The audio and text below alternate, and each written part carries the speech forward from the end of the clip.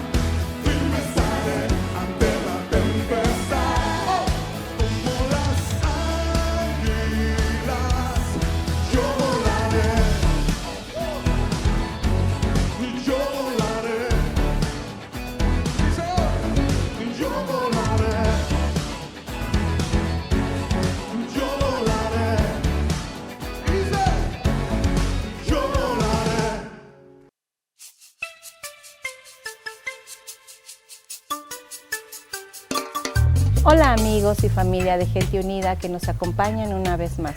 Desde donde quiera que te estés conectando o si nos acompañas en persona, gracias por tomarte este tiempo. Estamos seguros de que será muy especial para ti. Hello friends and family of Gente Unida. Thank you for taking the time to join us again. Whether you are connecting with us online or in person, we are sure you will enjoy the service today. Mi nombre es Lili y si esta es tu primera vez con nosotros, nos encantaría poder estar en contacto contigo. Por favor, permítenos saber más de ti al dejarnos tu información en nuestras tarjetas de contacto virtuales o con nuestros voluntarios de bienvenida. My name is Michelle and I'm a volunteer at Gente Unida. If this is your first time with us, we would love to get to know you better. This can be done by filling out an in-touch card virtually, in person, or with one of our welcome volunteers. Bienvenido a Gente Unida. En esta serie que estamos comenzando abordaremos unas enseñanzas increíbles acerca de David. David fue el segundo rey de Israel y él escribió la mayoría de los salmos. Y lo que escribió tiene que ver con diferentes etapas en su vida. Él fue un músico, cantante, líder, pero también fue hombre de guerra. Y lo que tienes que saber es que los tiempos de guerra en los que David vivió eran muy diferentes a lo que imaginamos. Porque cuando nosotros imaginamos, le agregamos romance, lo sanitizamos un poco, pero la realidad es que eran tiempos extremadamente violentos. A diferencia de la guerra actual en la que normalmente peleas a distancia, en ese tiempo, cuando te enfrentabas a tu enemigo, lo hacías a una distancia de brazo. Así que podías ver a los ojos de tu oponente incluso cuando estuvieras terminando con su vida. Y si alguien iba a la guerra, debía estar consciente de que muy probablemente no iba a regresar. Cuando una persona regresaba de una batalla, iba cubierto de sangre y tenía que revisarse para cerciorarse de que la sangre en su ropa no fuera propia. Porque por la adrenalina al estar en el campo de batalla podía no darse cuenta de que lo habían herido. Y si encontraba la herida y lograba parar el sangrado, bueno, de cualquier manera muy probable que muriera por alguna infección. Por esa razón muchas veces las personas peleaban casi desnudas porque ellos entendían que si algún pedazo de ropa se iba en el interior de la herida, eso significaba perder un brazo, una pierna o hasta la vida. Y si tu compañero que estaba al lado le entraba el miedo y huía, eso significaba también que no saldrías con vida de la batalla. ¿Qué tal la introducción para el mensaje de hoy, Bueno, esos eran los tiempos violentos de David y en ese contexto sucede la historia que vamos a leer hoy, 1 Samuel 17:1. Dice así: Los filisteos reunieron su ejército para la batalla y acamparon en Efes Damim, que queda entre Soco en Judá y Azeca. Saúl respondió reuniendo a las tropas israelitas cerca del valle de Elá. De modo que los filisteos y los israelitas quedaron frente a frente en montes opuestos separados por el valle. Luego Goliat, un campeón filisteo de Gad, salió de entre las filas de los filisteos para enfrentarse a las fuerzas de Israel. Medía casi 3 metros de altura. Llevaba un casco de bronce y su cota de malla hecha de bronce, que pesaba 57 kilos. Esa lanza, quiero decirte, de Goliat no era para lanzarla, sino más bien Goliat se colocaba en la segunda hilera de soldados y desde ahí mataba y mataba. Verso 8. Entonces Goliat se detuvo y gritó mofándose de los israelitas: ¿Por qué salen todos ustedes a pelear? Yo soy el campeón filisteo, pero ustedes no son más que siervos de Saúl. Elijan un hombre para que venga aquí a pelear conmigo. 1 Samuel 17:8. Continúa: Si me mata, entonces seremos sus esclavos. Pero si yo lo mato a él, ustedes serán nuestros esclavos. Hoy desafío a los ejércitos de Israel: envíenme a un hombre que me enfrente. Cuando Saúl y los israelitas lo escucharon, quedaron profundamente perturbados. 1 Samuel 17, 10 y 11. Los israelitas tuvieron mucho miedo. Y Goliat hacía lo que acabamos de leer día tras día, 2 veces al día durante semanas. Los israelitas entonces voltearon a ver a su campeón, a Saúl, a su rey. ¿Por qué? Porque número 1 era el rey. Número 2, era el hombre más alto de Israel. O sea, de entre Israel, Saúl sobresalía. Era apuesto además y todos los demás le llegaban al hombro. Así que si un gigante está desafiando a Israel, pues tú volteas a ver a tu tipo más alto. Israel esperaba que su rey saliera para enfrentar a Goliat. Israel dependía de Saúl y depositaron toda su confianza en él. Esperaban que él saliera y los defendiera. Y aquí la historia se conecta con nosotros. Porque tú y yo ponemos nuestra esperanza en aquello de lo que dependemos. Tú y yo ponemos nuestra esperanza en quién dependemos. Israel tenía un rey, pero Saúl no se aparecía y su credibilidad como rey, la verdad, se venía abajo con cada día que pasaba. Israel tenía un rey, pero ese no fue el plan de Dios en un principio. Dios no quería un rey para Israel. Dios sabía que donde pones tu confianza, pones tu esperanza. Así que Dios quería que Israel pusiera su esperanza en Él. Dios estableció a Israel a través de una teocracia, una nación de leyes administrada por jueces. Y esto es de verdad espectacular, sobre todo porque si tú eres escéptico o con respecto a la Biblia o a Dios, bueno, tienes que saber que esto puso a la nación de Israel mucho más avanzada, mucho más adelante de las demás naciones por muchísimos años. Sin embargo, Israel eventualmente comenzó a mirar alrededor y a decir, queremos un rey. Entonces se quejaron con la autoridad principal, que era un hombre, un profeta llamado Samuel. Ve lo que ocurre en 1 Samuel 8. Cuando Samuel envejeció, nombró a sus hijos como jueces de Israel. Joel y Abías, sus hijos mayores, establecieron su corte en Berseba. Pero ellos no eran como su padre, porque codiciaban el dinero, aceptaban sobornos y pervertían la justicia. Finalmente, todos los ancianos de Israel se reunieron en Ramá para hablar del asunto con Samuel. Mira, Samuel, le dijeron, ya eres anciano y tus hijos no son como tú. Danos un rey para que nos juzgue así como tienen las demás naciones. 1 Samuel 8:5. Todas las demás naciones tienen un rey, estaban diciendo. Nosotros queremos un rey. Ahora fíjate lo que pasa. Samuel se disgustó con esta petición y fue al Señor en busca de dirección. Haz todo lo que te digan, le respondió el Señor, porque me están rechazando a mí y no a ti. Ya no quieren que yo siga siendo su rey. Haz lo que te pidan, pero adviértele seriamente acerca de la manera en que este rey va a reinar sobre ellos. Así como Israel, mira, estaba aferrado a ser como las demás naciones, yo creo que muchas veces tú y yo podemos aferrarnos a ser como otras personas. ¿Te digo algo? No tratemos de ser como los demás. Porque mira, tú y yo podemos ser obstinados con Dios y quizás Dios nos deje tener lo que queremos. Que Dios diga, ok, dale, ahí te va. Yo mismo he sido así muchas veces. Señor, dame esto. Y Él me dice, Lalo, pero es que yo tengo algo diferente. No es lo mejor para ti. No, Señor, dame esto. Es como si Dios me dijera, ok, ¿así lo quieres? Ok, ahí va. No, quítamelo, Señor. No sé, ¿te ha pasado? David, mira, David fue el segundo rey de Israel. Pero quizás podríamos decir que fue el mejor rey de Israel. No porque fuera perfecto, pero porque había algo que le hacía sobresalir. Mira, David era un hombre agudo, era un hombre confiado, pero era humilde. A diferencia de muchos reyes en ese tiempo, David amaba la ley de Dios. La mayoría de los reyes no amaban la ley, amaban ser ellos mismos la ley. Cuando la ley condenaba las palabras del rey, la ley se ajustaba entonces a lo que el rey decía. Pero cuando ves a David, te das cuenta que él amaba la ley de Dios aun cuando ésta condenara sus acciones. Cuando la ley de Dios confrontaba a David, en lugar de cambiar o ajustar la ley, David dejaba que su corazón fuera quebrantado por la ley. En todos los salmos que escribió David repetía constantemente, amo tu ley, amo tu ley, amo tu ley, porque entendía que era la ley de Israel, que esa ley era dada por Dios a la nación. David nunca se confundió. Él sabía bien quién era el verdadero rey de Israel. David lo tenía claro. Yo soy un rey, pero Dios es el rey. David no se confundió a pesar de su éxito, de su fama, de su éxito militar. Porque, ¿sabes? El éxito muchas veces nos confunde. Un poco de éxito en nuestra vida y al día siguiente ya nos sentamos en el trono de nuestras vidas y comenzamos a poner nuestra confianza en nosotros mismos, a depender de nosotros. Piénsalo bien. La preocupación muchas veces viene a consecuencia de que comenzamos a depender de nosotros.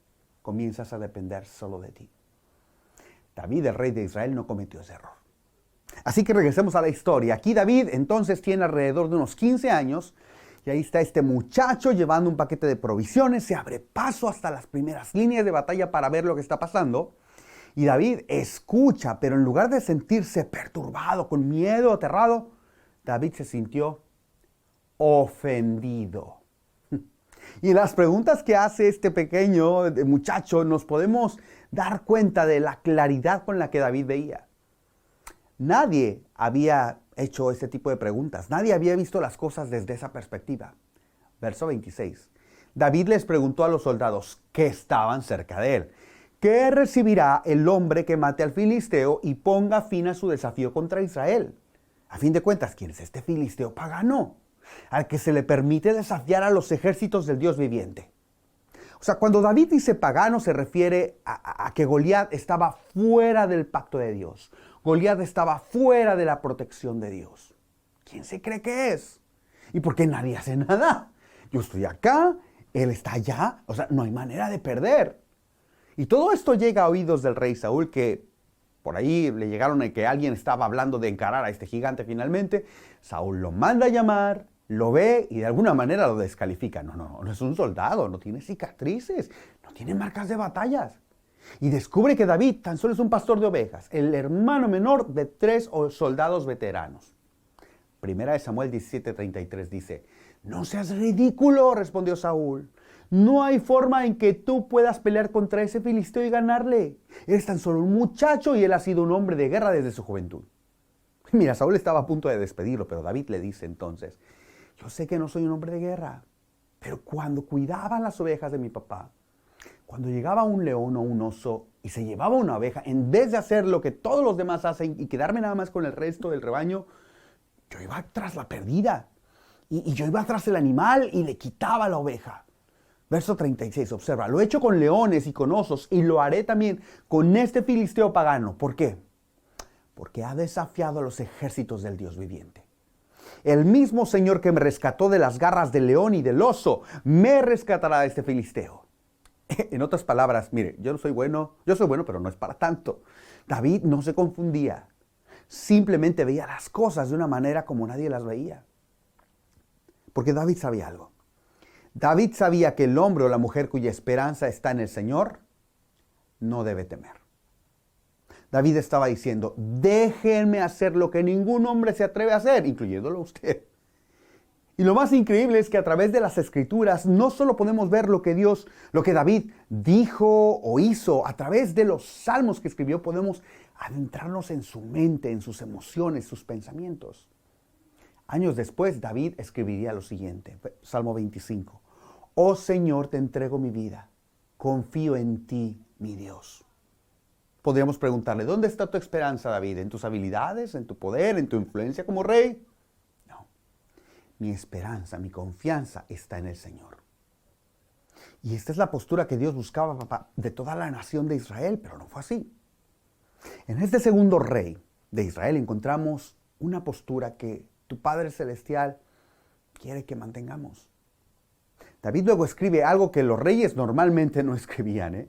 Dice: muéstrame la senda correcta, oh Señor.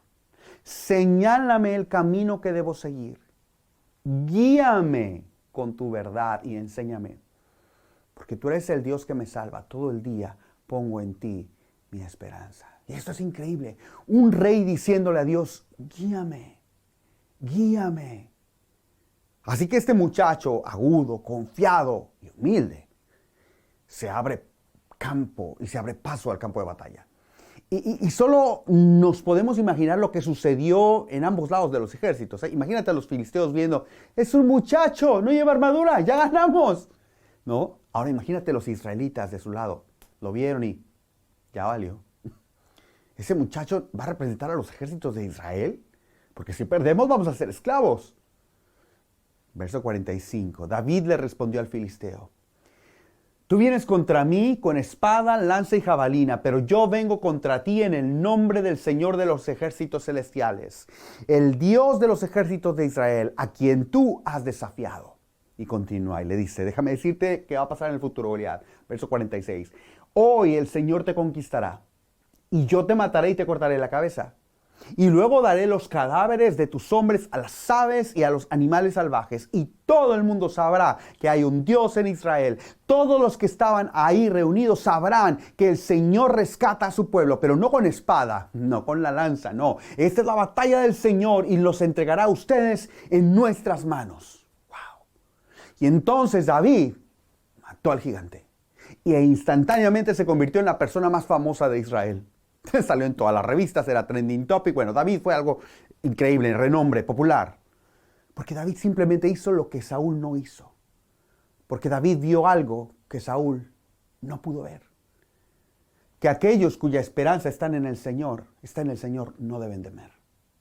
Porque ven claramente, porque actúan confiadamente, pero porque caminan humildemente. Aquellos que tienen su esperanza en el Señor saben que no pueden controlar los resultados porque saben que hay demasiadas variables fuera de su control. Así que en lugar de preocuparse, toma la decisión de descansar el peso de su vida en aquel que tiene todo el mundo en sus manos.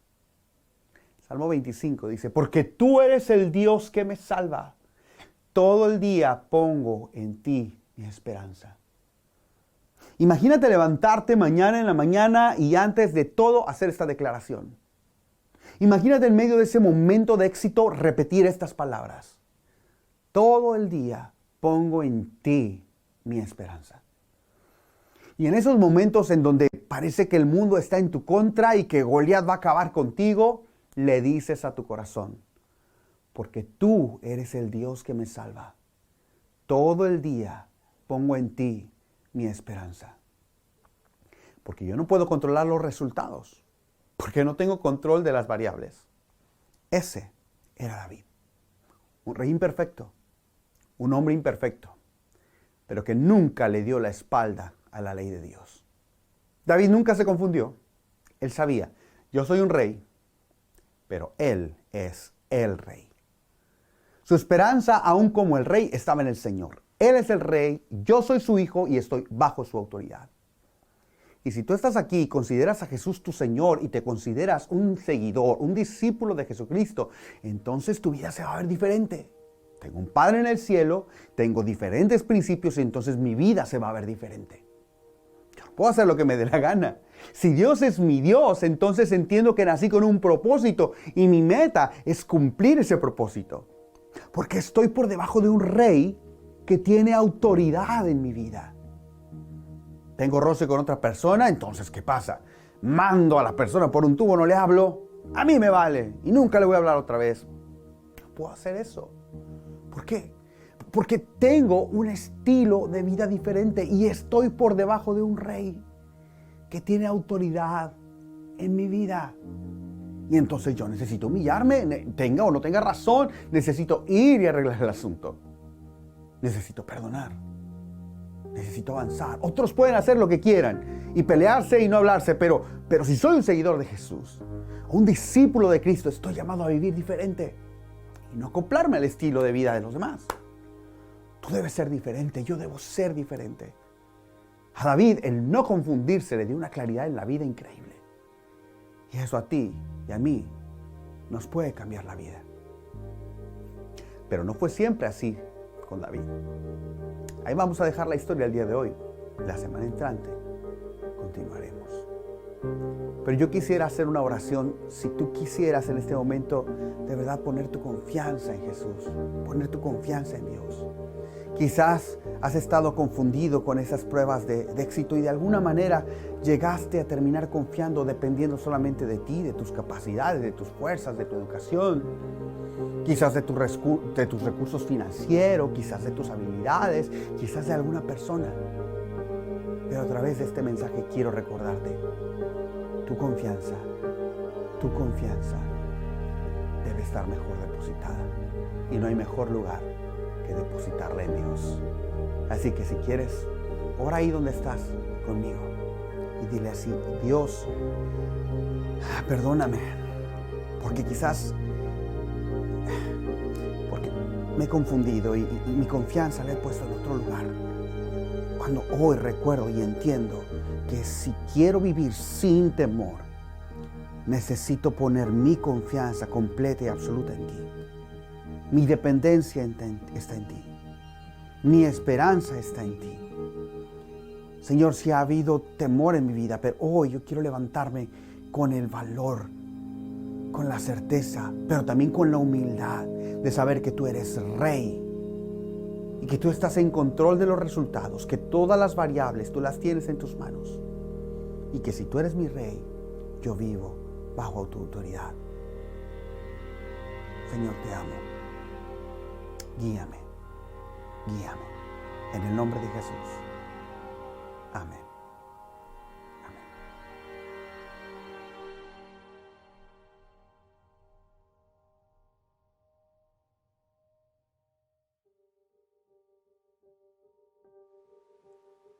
In this time, we would like to invite you to take communion.